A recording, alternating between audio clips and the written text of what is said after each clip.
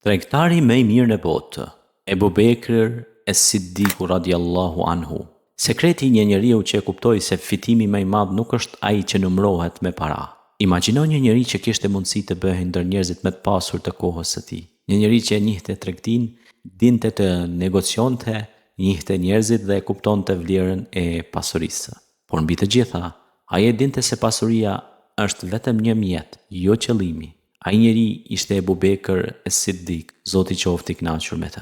Një nga njerëzit më të afërt me të dërguarin e Allahut Muhammedin a.s. Një burrë që jetoi mes pasurisë dhe sakrificës, mes tregtisë dhe devotshmërisë, mes suksesit të kësaj bote dhe përgatitjes për botën tjetër. Ebu Bekri radiallahu anhu nuk ishte thjesht një tregtar. Ai ishte një njeri që e kuptoi sekretin që shumë njerëz e kërkojnë gjatë gjithë jetës. Si të fitosh pa e humbur theten. Sepse mund të fitosh para, por të humbasësh zemrën.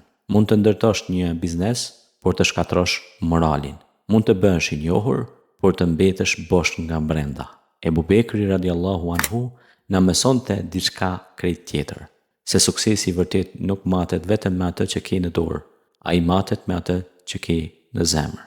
Një tregtar që nuk e shiste zemrën. Ebu Bekri radiallahu anhu ishte i njohur si një njeri i ndershëm dhe i besueshëm. Ai merrej me tregti dhe kishte pozitë të respektuar në mesin e kurajshve. Por ajo që e bëri të madh nuk ishte vetëm aftësia për të fituar, ishte karakteri i tij. Në tregti shumë njerëz shohin vetëm një pyetje: sa do të fitoj? Ebu Bekri na mëson një pyetje tjetër: a është kjo lejuar? A është e drejtë? A do të jetë Allahu i kënaqur me këtë fitim?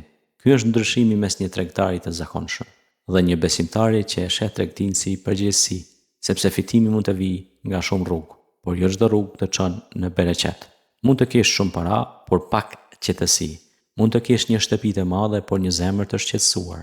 Mund të kesh shumë klient, por askënd që të beson. Ebu Bekri radiallahu anhu na kujton se besimi është kapitali më i madh.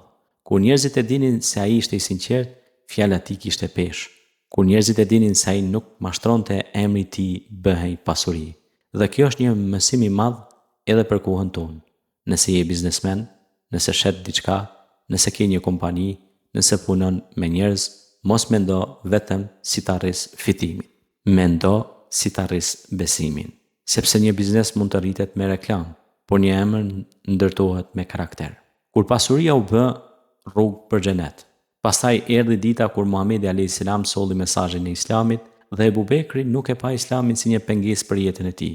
Ai e pa të si të vërtetën. Ai e pranoi të dërguarin e Allahut dhe u bë një prej mbështetësve të tij më të mëdhej.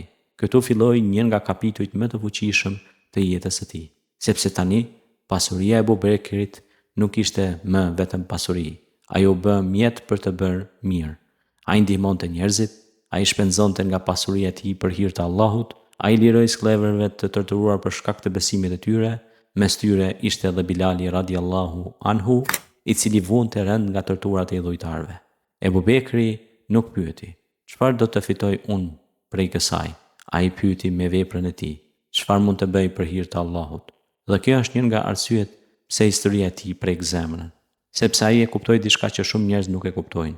Pasuria që e mban vetëm për vete, një ditë do të mbetet pas.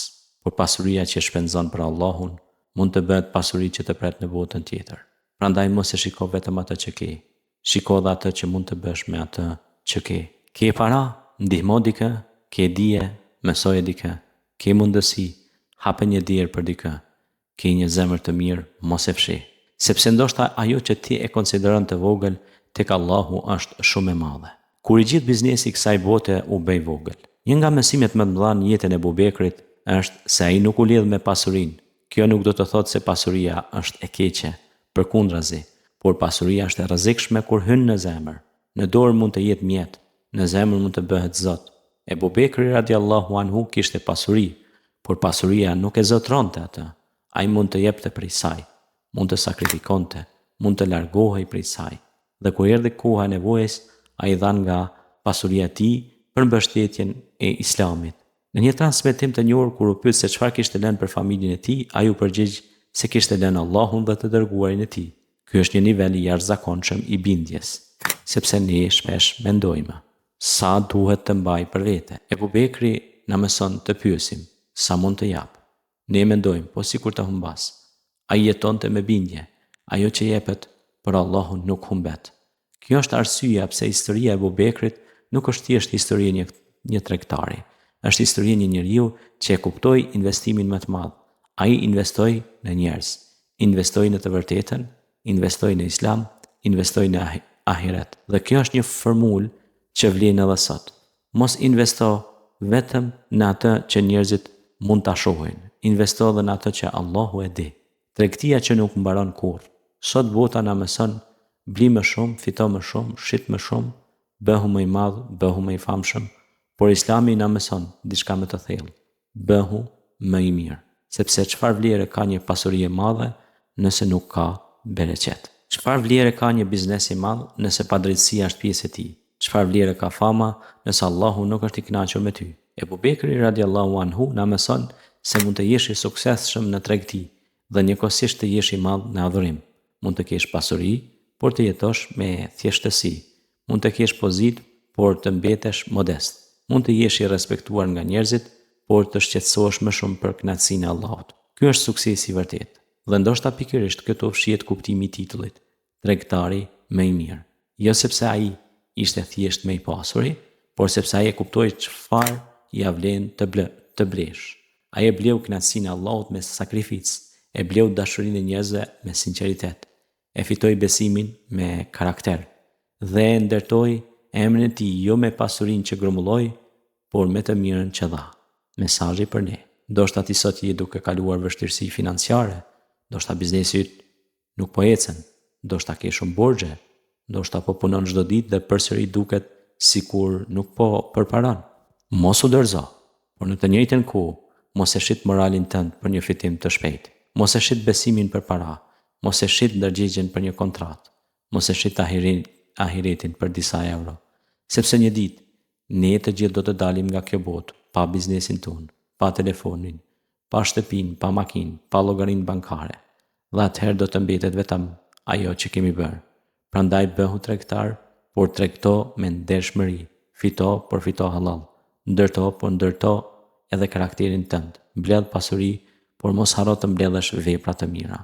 Dhe kur të kesh mundësi të zgjedhësh mes fitimit dhe të drejtës, zgjedh të drejtën, sepse mund të humbasësh para duke qenë i drejtë, por nuk humb kurrë tek Allahu.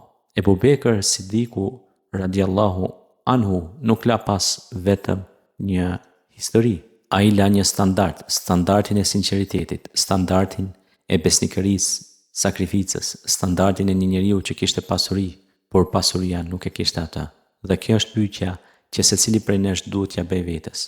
Nëse sot do të largohesha nga kjo botë, çfarë do të kisha fituar vërtet? Sa para, sa prona, sa ndjekës apo sa zemra kam ndihmuar? Sa njerëz kam bërë të lumtur? Sa të mira kam bërë? Sa herë kam ndihmuar dikë për hir të Allahut? Sepse tregtia e kësaj bote ka një fund, por tregtia me Allahun nuk ka humbje. Dhe ndoshta ky është mësimi më i madh që na la Ebu Bekri radiallahu anhu. Mos u bëj rob i pasurisë, bëje pasurinë rob të së mirës. Mos kërko vetëm të fitosh në këtë botë. Kërko të fitosh edhe atë ditë kur çdo tregti tjetër do të mbaroj, sepse tregtari më i mirë nuk është ai që ka shitur më shumë, është ai që ka fituar atë që nuk humbet kurrë.